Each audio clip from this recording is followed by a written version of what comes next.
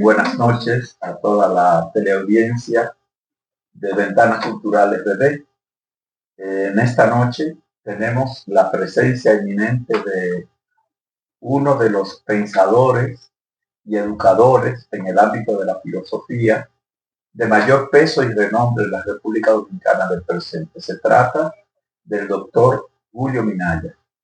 Julio Minaya Santos es egresado de la Universidad Autónoma de Santo Domingo en el grado de licenciado y de máster maestro en filosofía, y de la Universidad del País Vasco, donde se recibió de doctor en filosofía con honores.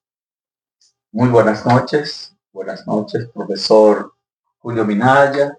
Buenas noches, profesor doctor Francisco Suazo, productor, responsable y cabeza de este proyecto de difusión cultural.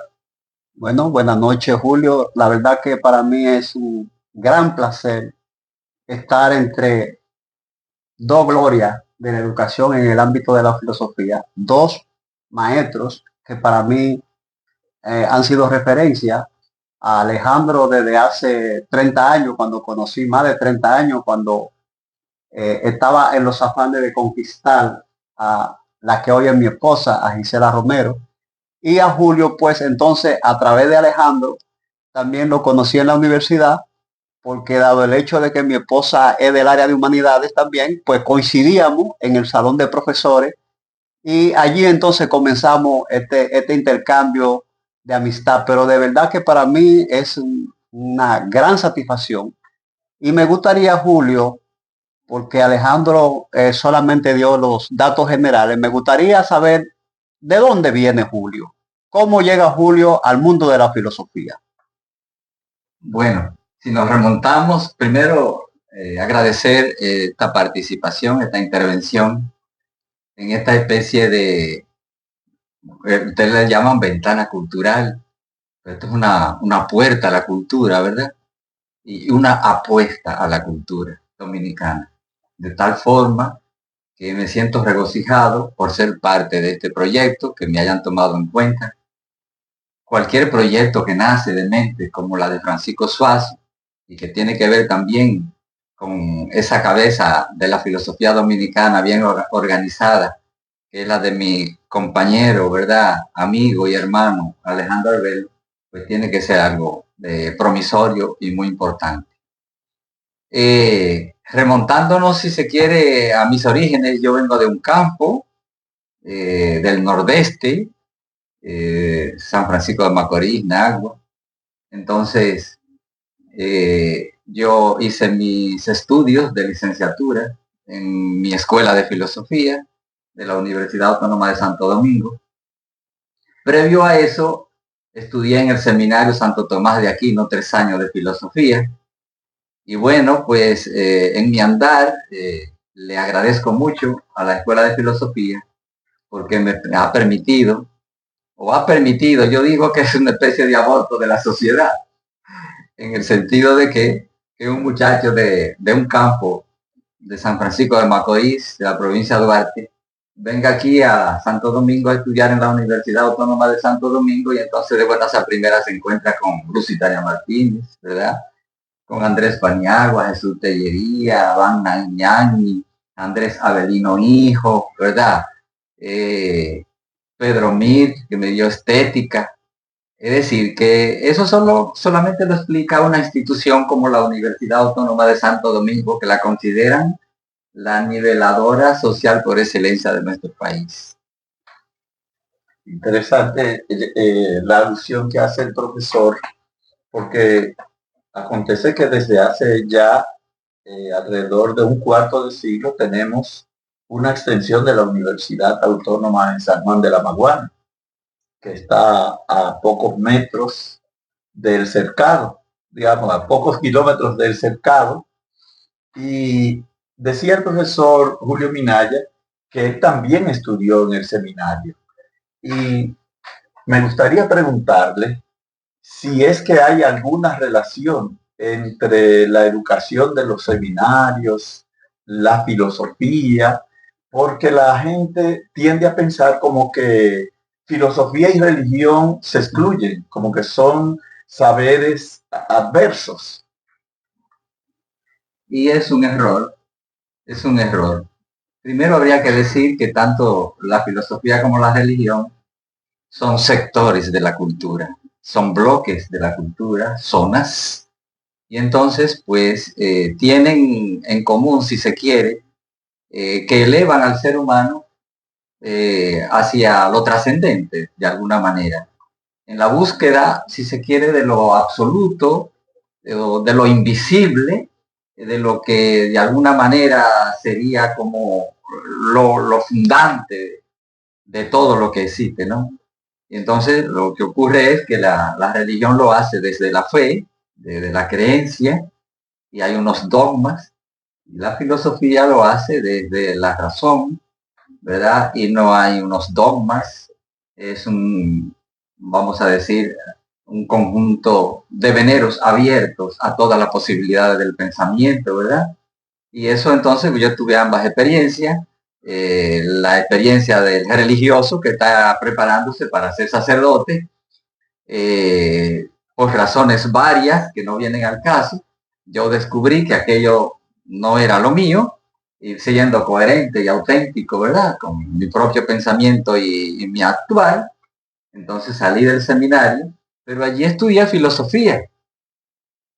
Y si la filosofía apartara a la persona de la fe, no se enseñara en los seminarios, porque sería un contrasentido. Y sin embargo, allí pues estudié historia de la filosofía de mano de un gran profesor de origen español, Carlos Benavides, y allí conocí lumbrera de la lógica como Pedro Suárez. Allí me dio clase también José Luis Sáez, Jorge Cela, es decir, un conjunto de luminarias, de los jesuitas, ¿no? Y entonces, pues, yo pienso que no necesariamente tienen que colidir, que estar enfrentados el saber religioso y el saber filosófico. Con la conquista llegó también aquí el Corpus Catholicum o el credo cristiano. Tiene que ver algo los primeros sillares de la filosofía en esta isla con la religión católica, con el catolicismo, profesor. Sí, desde un inicio vamos a decir que nosotros estamos ya marcados, sellados por la cuestión religiosa. Hay diferentes miradas sobre la cuestión.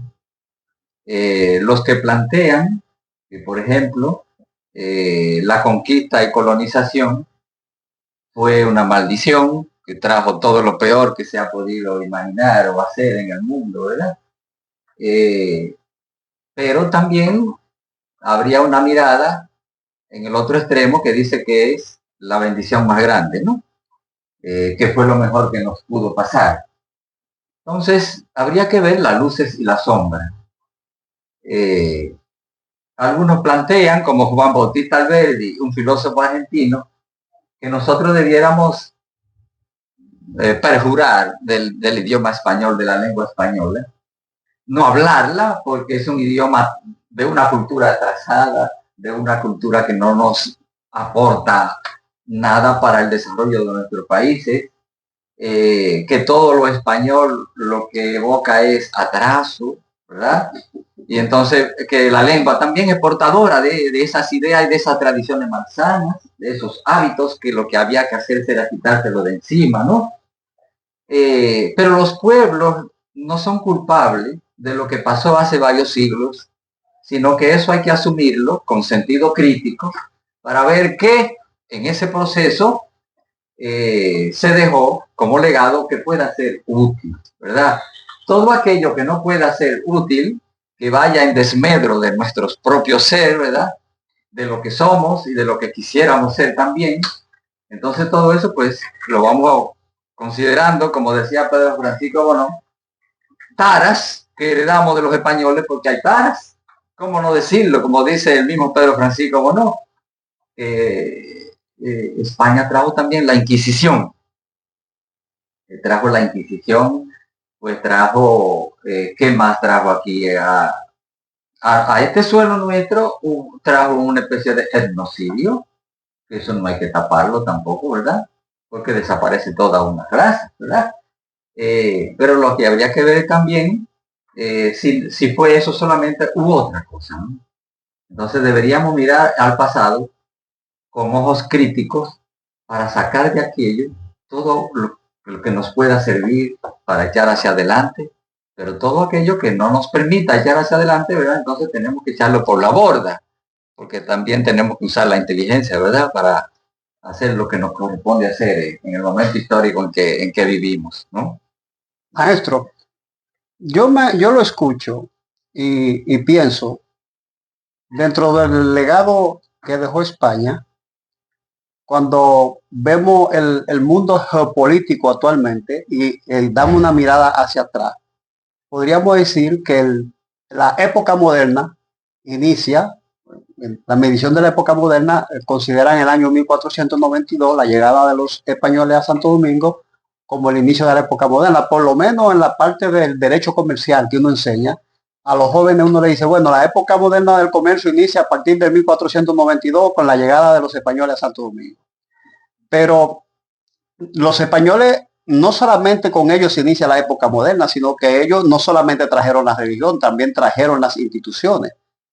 Cuando uno pasea por la calle Las Damas y ve aquellas edificaciones, uno se queda pensando, bueno, posiblemente en el salón de la casa de Don Diego se planificó, o posiblemente no, creo que fue así, se planificó la conquista de México, la conquista de Perú, la conquista, y vemos a América hoy, y América tiene un sueño. ¿En qué medida ese legado que dejó España ha contribuido a ese crisol de pueblo y de cultura diferente que tenemos en nuestra América hispana? Bueno, me parece que los aportes de España son innegables. Se ha hablado de que el nuestro es el continente de la esperanza. Hegel mismo, en su lección de filosofía de la historia, planteaba que el futuro está en América. Está en América. ¿Y por qué? ¿Qué es lo que hace que este continente pues pueda ser apreciado de esa forma? Creo que Alfonso Reyes decía que tenemos varias reservas de cultura. Está el nativo, el amerindio, ¿verdad? Está el nativo, el primero, ¿no? Luego viene España, pero España propicia también que vengan de África, seres humanos, como le decía Pedro Francisco Bono, que no quería llamarle esclavos, sino hombres africanos. Me llamó mucho la atención, porque Pedro Francisco Bono dice hombres africanos cuando todo el mundo dice esclavos del África. Entonces es una especie de crisol de cultura. En el escudo de la Universidad Nacional Autónoma de México está una inscripción que dice, por mi raza hablará el espíritu. Y eso, de alguna manera, lo que quiere decir es que el mestizaje, esa hibridación que tuvimos, donde lo nativo, donde lo hispánico y donde lo africano se conjuga, ¿verdad? Dando el ser que somos nosotros.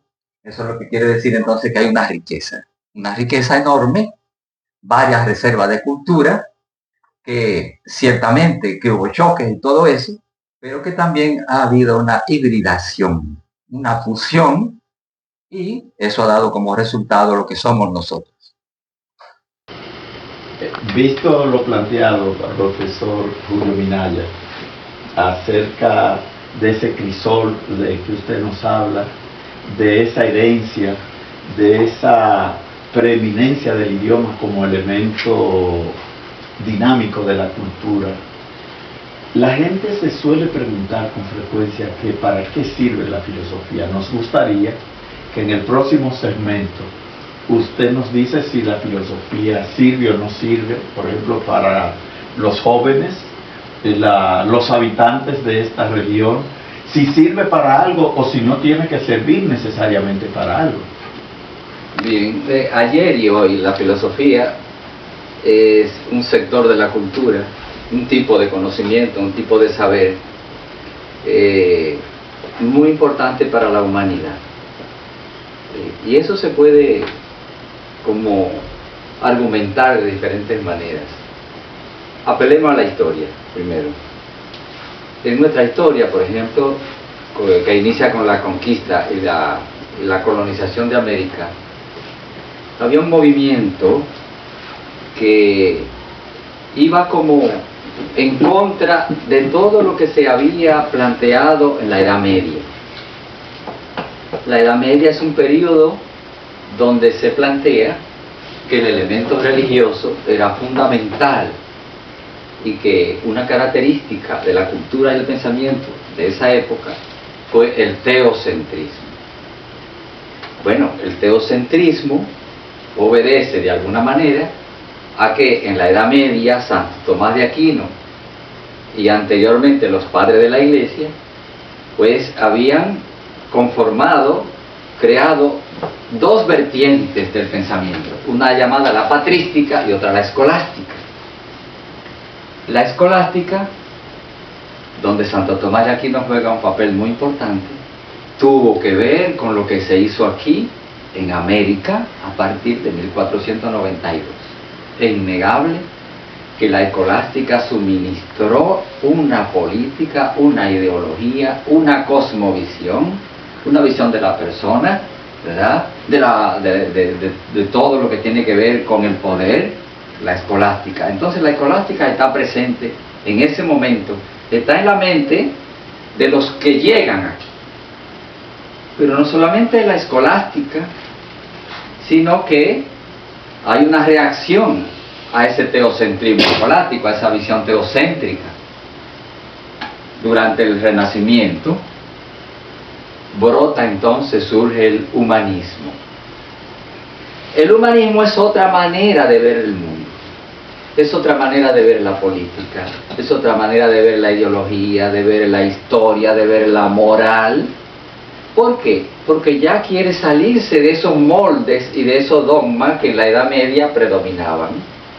Y entonces el humanismo, como su nombre lo indica, quiere reivindicar los valores del ser humano.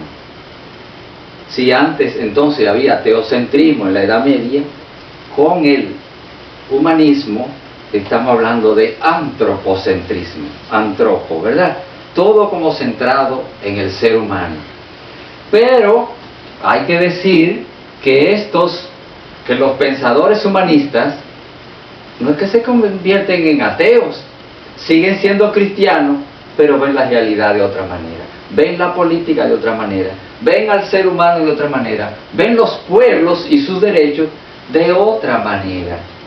Entonces, el pensamiento, la filosofía, al inicio, ¿verdad?, de la conquista y colonización, no es una sola visión la que reina. Hay en los que llegan, los españoles, disputas. Hay en los que llegan pareceres encontrados sobre muchas cuestiones. Y lo sabemos porque, por ejemplo, Sepúlveda, que era un filósofo y teólogo, ¿verdad?, católico, él tenía una visión muy diferente de la de los dominicos. Estaba tratando de legitimar el dominio español, ¿verdad? Ahora bien, y era humanista también, pero tenía una visión diferente sobre el poder y sobre lo que había que hacer en América. Humanistas también fueron los dominicos. Pedro de Córdoba, que era el líder del grupo de los dominicos acá, pero estaba también Montesino, Fray Antonio Montesino y otro más. Luego se suma Fray Bartolomé de las Casas. Los dominicos tienen otro discurso. Se habían formado en las mismas universidades, pero eso no quiere decir que las personas piensen igual. ¿Por qué? porque ya en el 1494 muere un jovencito, diríamos jovencito de 31 años,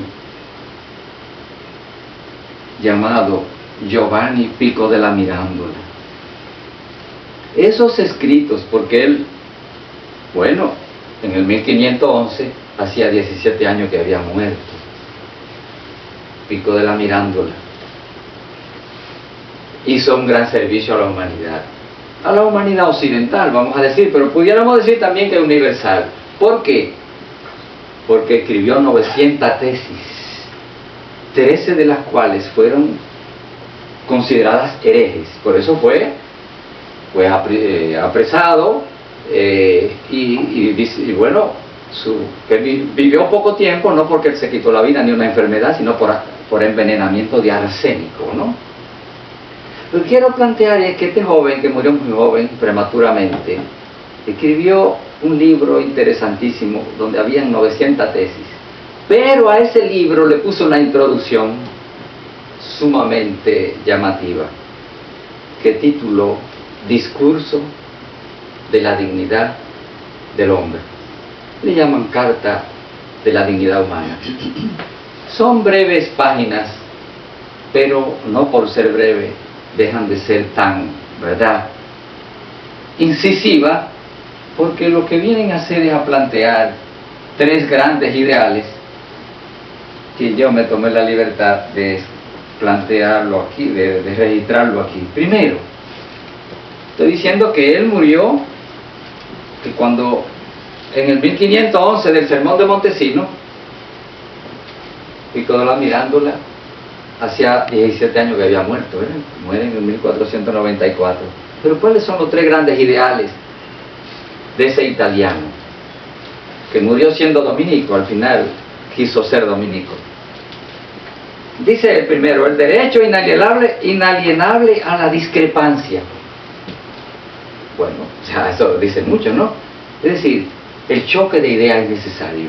No porque una persona piensa diferente, lo vamos a hacer desaparecer de la faz de la tierra. Está impugnando la Inquisición. Segundo ideal, el respeto por las diversidades culturales y religiosas. Bueno, esto es muy importante, porque es que Montesino, Pedro de Córdoba, están leyendo esto. Este hombre hacía un tiempo que había muerto, pero sus escritos están ahí y son desafiantes esos escritos. Tienen una novedad. ¿Cuál es la novedad? De que hay que abrirse. De que hay que abrirse a la diversa cultura. Y el tercer ideal precisamente tiene que ver con esto: el derecho al crecimiento y desarrollo de la vida a partir de la diferencia. Todo lo que se quiera decir menos dogma. Entonces, todo esto le da una capacidad, diría yo, a los dominicos para entender el fenómeno que tienen frente a sí. ¿Y cuál es el fenómeno que tienen frente a sí? Una nueva etnia, una nueva cultura, nuevas personas, muy diferentes a lo que eran ellos, pero que están viendo que está muriéndose todo. ¿Y por qué? Por lo que sabemos, porque aquí hubo un etnocidio, ¿no? Y entonces los dominicos no hacen más que reaccionar a eso. Profesor Julio, la respuesta que usted le da a la pregunta del profesor Albero sobre si sirve la filosofía para algo, me lleva a mí a recordarme un discurso suyo en el aula magna de la Universidad Autónoma de Santo Domingo, y eso quiero conectarlo con, van a hacer una especie de dos preguntas juntas. En ese discurso usted decía que la primera facultad de filosofía se fundó aquí en la isla española, pero al mismo tiempo quiero que de alguna manera usted conecte. Usted mencionó a Fray Antón de Montesino. ¿Cuál fue el impacto del famoso sermón de Adviento de Montesino sobre la defensa sobre el maltrato que estaban recibiendo los indígenas, los indios de aquella época, y si ese impacto se prolongó en el tiempo? Bueno, Bueno, pues lo primero, en relación a la filosofía. Aquí, en nuestro país, y ya quisieran tener esa ventaja Estados Unidos y Canadá, pero no es así, es simplemente aquí en esta isla donde se imparte por vez primera filosofía, y eso lo reconocen historiadores y filósofos de la talla de Enrique Dussel, que lo dicen en sus libros, Mauricio Bischoff, ¿verdad?, entre otros, Carlos B. Orlegui, que escribió un libro muy importante sobre el pensamiento filosófico dominicano. Antes de 1538 ya aquí se habían dado lecciones de teología y filosofía escolástica, que era la filosofía que traían los españoles, ¿no? Entonces podemos decir que antes de la fundación de nuestra Universidad Primada de América de 1538 ya aquí se estaba enseñando teología, se estaba enseñando filosofía, arte, en latín por supuesto, todo eso, ¿no? De forma que, vamos a decir, somos fundacionales en ese sentido. Por aquí comenzaron las primeras lecciones de filosofía en el continente. Eso yo lo dije en un congreso, queriendo como reivindicar para el país, porque de eso se habla poco, pero Enrique Ureña reivindica eso muy bien, Rosa Elena Pérez de la Cruz, pero nosotros nos hemos encargado como de silenciar eso y no hablar de eso, como si eso fuera malo. Y yo considero que todo esto es excepcionalmente importante. Pues yo hablaba de eso en un congreso en México, en ese tono de la primacía y de este tipo de cosas, la primera universidad, y entonces me interrumpió nada más y nada menos que Ambrosio Velasco, uno de los grandes filósofos mexicanos, y dijo: yo quiero también agregar algo a lo que usted ha dicho, que también las primeras lecciones de ética y de moral fueron allá en su tierra, que se dijeron, que se pronunciaron. Y él explicó por qué. Es decir, que el sermón de Montesino es la primera clase de ética que se imparte en América, en esta tierra, porque son lecciones éticas, y son lecciones jurídicas, y son lecciones políticas, y son lecciones de antropología, de etnografía. Ahí, en ese pequeño texto, son un núcleo muy complejo, lleno de matices polisémicos, pudiéramos decir, con muchísimo significado. Entonces, él dijo eso. Yo me sentí muy bien porque él me está ayudando a argumentar lo que significa ser como nosotros fuimos, la puerta de entrada a América, pero el modo en que se hizo, porque se hizo con una crítica. Es decir, que en nuestra tierra nació el pensamiento crítico en América. Más allá de América, en el sentido de plantear los derechos de los pueblos, nació un discurso inaugural de los derechos humanos y de la dignidad de la persona. Porque Bartolomé de las Casas, en el tomo número 2, él le dedica como 5 páginas a comentar un texto que no llega ni siquiera a una página, que es el extracto fundamental que él sacó de lo que dijo Montesinos en el Sermón de Adviento, ¿no? Pero uno se pone a leerlo y a releerlo, y cada vez uno dice: no, pero esto fue una verdadera proeza. Una verdadera proeza, esa estructura que tiene. En primer lugar, ellos ponen claro que son cristianos. Son cristianos. Que son como los profetas. Los profetas del Antiguo Testamento son los que vienen a hacer un anuncio, pero también vienen a hacer una denuncia. Entonces, eso está claro. ¿Eh? Yo soy la voz de Jesucristo, ¿no? Que claman en el desierto. Hay una condición que ellos reivindican desde un inicio. Como cristiano que estoy aquí, soy un portavoz de Jesucristo. Pero luego, ahí mismo le plantea, prepárense porque le voy a decir unas cosas nuevas que ustedes se van a sorprender muchísimo porque nunca la han oído tan fuerte como son estas cosas. Entonces, de manera que pongan su oído, abran muy bien sus oídos, porque lo que le voy a decir son cosas demasiado nuevas. Y de una vez comienza con 9 preguntas. Tiene ese pequeño texto, pero 9 interrogantes de una importancia jurídica, político, filosófica, ética tremenda, ¿no? ¿Con qué derecho ustedes tienen sometido a tantas crueldades a esta persona que vivían mansa? ¿Con qué derecho y con qué justicia? Porque cuando habla de justicia, no solamente está hablando de lo jurídico, pero también con qué derecho y con qué justicia involucra la ética, involucra la filosofía, por tanto, ¿no? Involucra el poder, la política, ¿no?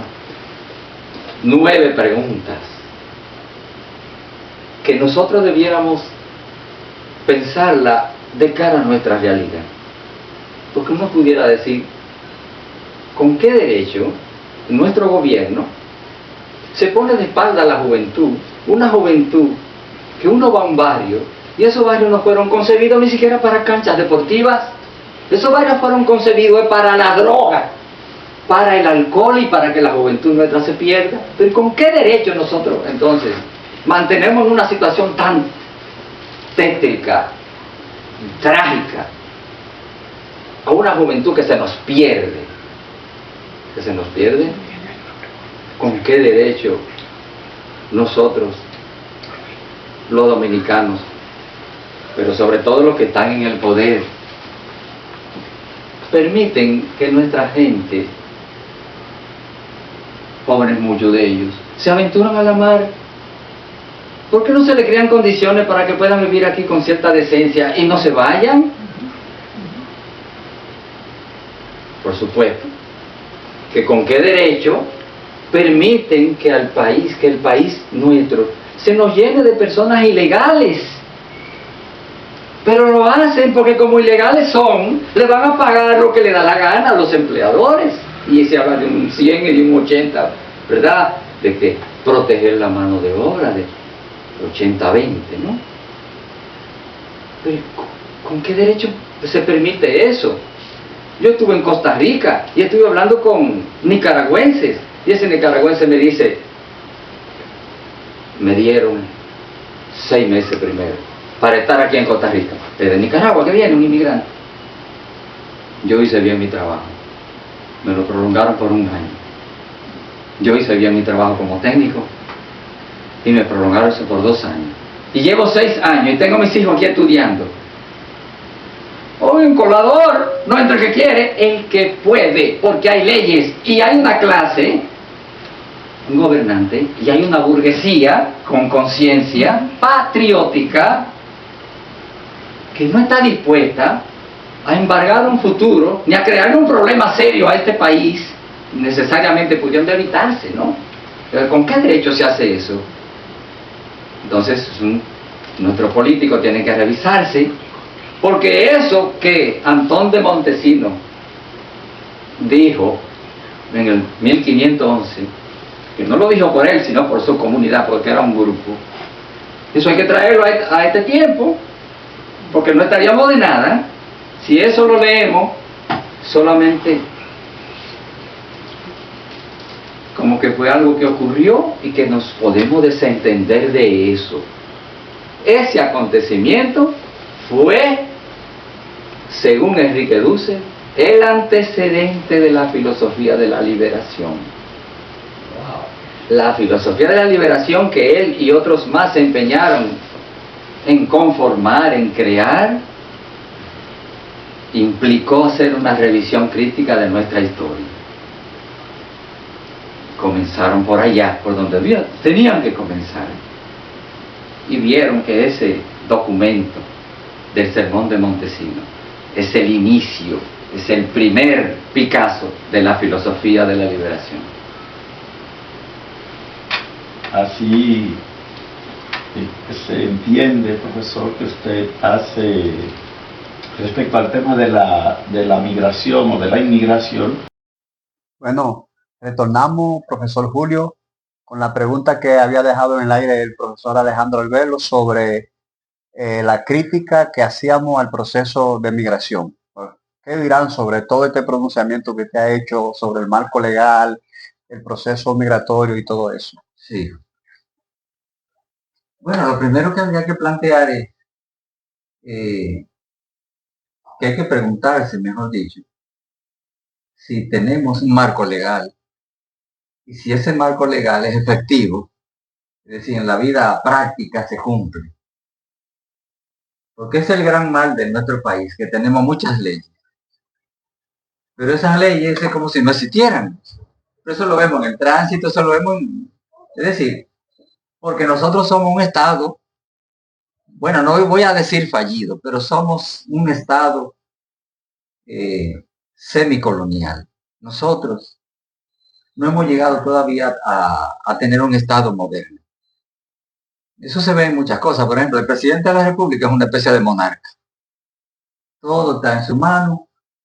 Y nosotros, los ciudadanos, cada 4 años, es una cosa, nos citan a depositar un voto, pero eso no se toma en cuenta para nada. Es decir, eso es como una especie como de caricatura de democracia participativa. Porque son leyes entonces. Las migratorias son leyes que están ahí, pero no se cumplen. Porque parece que la fuerza, lo real, parece que es más poderoso que lo legal. Lo real como que se impone. Vamos a decir, un empresario de la construcción que está levantando un edificio, pero él puede, con un camión, traer para esa construcción 40 ilegales, haitianos ilegales por la frontera. Ahí no hay seguridad social, ahí no hay nada de eso. Un haitiano de eso se cayó de por allá arriba y se murió. Ahí no hay nada de que rendir cuenta, no. Es decir, cuando se acusa, por ejemplo, los que plantean la legalidad como norma, ¿verdad? Y como forma de enfrentar la problemática, ¿verdad? Es que si no hay leyes, pero leyes que se cumplan, no podemos vivir como personas, porque Aristóteles lo dijo. Cuando una persona no conoce normas, es una bestia. Bueno, pues nuestros empresarios son bestias, es decir, no hay respeto a la norma y las normas tienen que comenzar por los que están dirigiendo la vida. Pero hay quienes más, ¿quién más tiene influencia en un país que los que dirigen la vida económica? Porque nuestros políticos realmente tienen que estar en connivencia con ese poder fáctico que todo. Entonces no quieren enfrentar a esos empresarios que no se atreven o no quieren reducir su tasa de ganancia y permiten que el presente y el futuro de este país luzca de una manera poco, ¿verdad?, halagüeña, porque mientras están pasando haitianos a trabajar aquí de manera como un chorro, vamos a decir, sin ningún tipo de limitación, lo que estamos creando nosotros es un desbarajuste social. ¿Por qué? Porque tenemos a seres humanos que por fuerza de las circunstancias no tienen derecho a la salud, no tienen derechos laborales, ¿verdad? Entonces, eso hay que normalizarlo de manera coherente y no demagógica, como lo hace en Chile con los peruanos, como lo hace Costa Rica con los nicaragüenses. con lo que hacen los países organizados. Porque no, nada más es que tenemos que organizarnos en esto. Ahora, el poder de la corrupción en este país es tan grande que no permite que las regulaciones se cumplan. Entonces hay una cuestión que es lo legal y otra cuestión es lo ético. Lo ético. Y está el componente de la responsabilidad. Es decir, si nuestros funcionarios, si nuestros militares no son responsables y su accionar lo determina el dinero, pues esto es lo que tenemos precisamente. Eso es lo que tenemos. Por tanto, el país, nuestro país, ahora mismo está ante esa disyuntiva. Nuestros gobiernos no quieren casarse con la gloria, poner la cosa en orden, hacer lo que los demás países hacen, y se perjudica el dominicano, pero también se perjudica el haitiano. ¿Por qué se perjudica el haitiano? Porque aquí está trabajando en las fincas, en los sembradíos, en las construcciones, en los puentes, sin los derechos que como extranjero, que es un ser humano, es un extranjero, pero es un ser humano. Nosotros en Estados Unidos, en España, etcétera, nosotros queremos que nos traten a nuestros conciudadanos con consideración y con justicia. Pero para nosotros tratar a los haitianos con consideración y justicia, tenemos que poner la casa en orden. Y deben estar promulgadas las leyes, pero esas leyes no es para que tengan papel, sino para que se cumplan. Porque si no, no estamos en nada prácticamente. Bueno, yo creo que este ha sido un verdadero banquete espiritual. Esperamos que en alguna nueva ocasión podamos contar con la presencia del doctor Julio Minaya, quien, como se ha visto, es mucho lo que tiene para dar. Bueno, y claro, a uno le queda la sensación de que apenas ha rozado la piel del tremendo pensador y hombre de cultura que es el profesor Minaya Santos. Coincido totalmente contigo, Alejandro, y creo que desde ya el profesor Julio Minaya debe comprometerse a que desarrollemos alguna de esas líneas que él tocó. Sobre todo me gustaría, profesor, que en una próxima entrevista podamos dedicarle una entrevista completa al sermón de Adviento de Montesino, como documento fundacional. Yo le agrego a lo que usted dijo, no solamente de las primeras lecciones de ética, sino también como documento fundacional de lo que son las defensas de los derechos humanos a nivel universal, que aquí nació el derecho de gente. En esta pequeña isla que nosotros tanto amamos. Para nosotros, coincido totalmente con el profesor Alejandro, sobre todo para mí, que me considero alumno de ustedes dos, para mí ha sido un verdadero banquete. Le agradecemos el que nos haya acompañado durante esta tan enriquecedora conversación. Y yo muy satisfecho porque en realidad, en nuestro país hace falta una especie como de levantamiento. Levantamiento porque hay un pesimismo. Y ese pesimismo uno lo ve inclusive. Hace poco hablaba con un ciudadano de a pie. Me decía, necesitamos ya un Trujillo.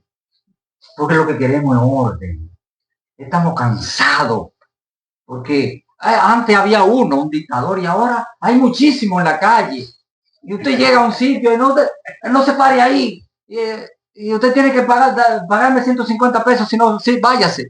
Y uno paga sus impuestos. Una serie de cuestiones. En realidad, esta sociedad tiene que revisarse porque sociedad prácticamente así, en el sentido estricto, no lo es. Pero eso es un desafío para todos nosotros, en el sentido de que somos dominicanos.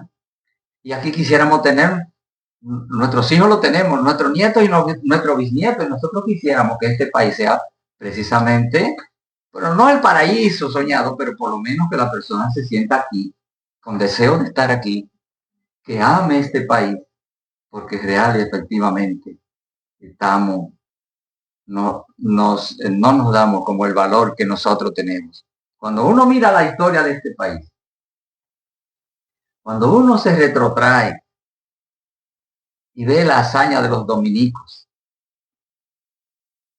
luego cuando uno sigue viendo la historia de este país en su evolución, uno se da cuenta que para algo existimos. Nosotros no somos una casualidad. Este país está llamado a cumplir una función básica en el mundo entero. Tan pequeño así como es. Tan pequeño. Me decían colombianos. Yo lo entiendo, pero porque ustedes son, comparados con nosotros, son muy pocas personas. Pero sin embargo, ustedes en el deporte, en la música, en esto, ustedes son muy creativos.